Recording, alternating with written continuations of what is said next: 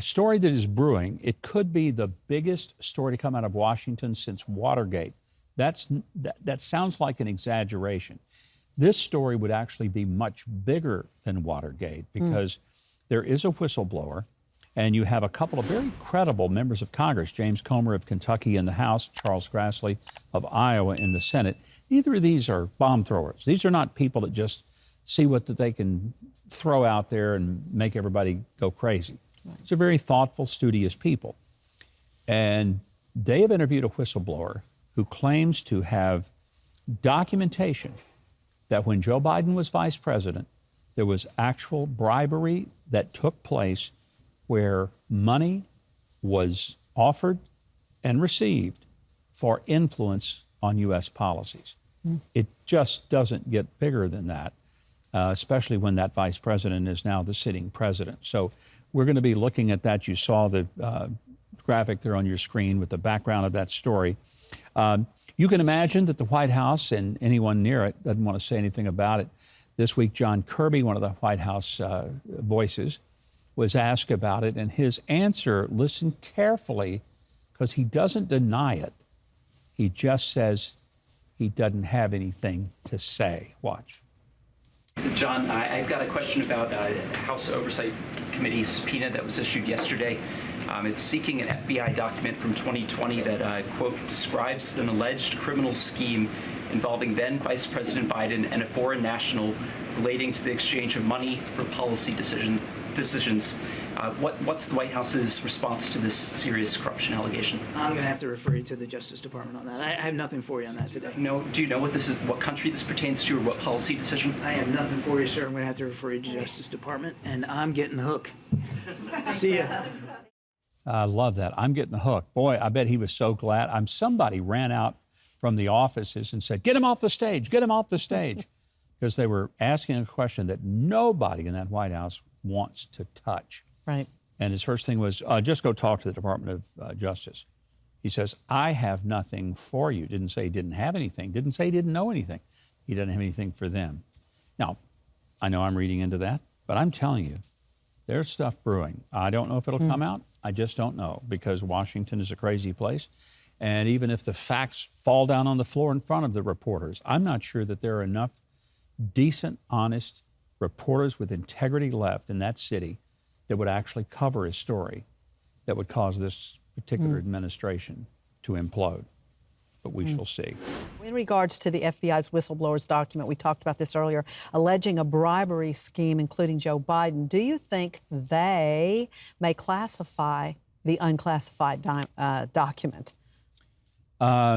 Interesting, because it is an unclassified document that they're looking at from this whistleblower, which means that it can't be hidden under the guise of, hey, it's classified, we can't release it.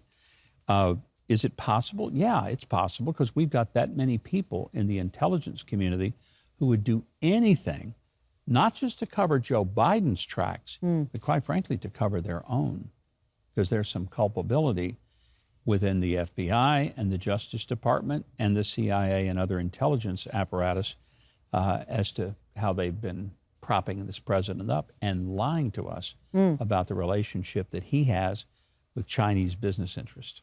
Let's see. All right. Purple Haze is asking, too, can't the FBI destroy the document and say they never had it, the one that Grassley seeks? They could, but they run the risk that there's somebody left in the building who knows that it's there, who would find that so appalling that they would blow the whistle. So let's hope. We know there's deep corruption in the deep state. Let's hope it's not so bad that there aren't a few people left who would scream bloody murder over that kind of thing. Lisa Gill is writing today, how does Trump get impeached 2 times and then nothing with Biden? How does that happen? 2 words, deep state. You hear that term and some people scoff at it and say, that sounds like some right-wing conspiracy. No, it isn't. There really is a deep state, and it's real, and it's pretty much in control. And it means people who are career bureaucrats, some elected, some employed, but a lot of people who are entrenched in the employment of government, whose vested interest is to make sure that nobody ever comes and rocks the boat. because they thrive on the notion with the attitude. And I saw it in state government, people that would say, I was here when you came, I'll be here when you're gone. So, take your best shot, but we're the ones who are still going to be here. And in some cases, they were right. Right. Because they'll be there 30 years. Most of us don't want to be there that long. This week, I just think it's fascinating. This is an interview with Sleepy Chuck. That's Donald Trump's nickname for him, and that's one of the nicer ones that he could give Chuck Todd, who I have very little use for. But Chuck Todd is asking him about President Biden. Is he ready for a second term? I want you to watch. There's a lot of questions about President Biden and his ability to serve in a second term. You see him up close, face to face. What say you? Is he up for a second term? Oh, Chuck, 100%. Incredibly sharp, incredibly probing, incredible command of the details, probing on the details, asking tough questions. The only thing I've seen him really be probing on is probing little girls' hair when he sniffs at them when they come up for a ceremony. But this was, it was pretty hard for me to take that as a legitimate answer. Incredibly sharp. Oh, he's very probing. He has great command. All right, I want you to watch these clips. We're just going to play a couple of them in order. And you tell me if this shows someone who is absolutely in command, crisp and clear, with probing questions. Anyway, the one thing I thought when I got to be president, I get to give orders. But I take more orders than I ever did, and you're right, Dave. What's your name so far?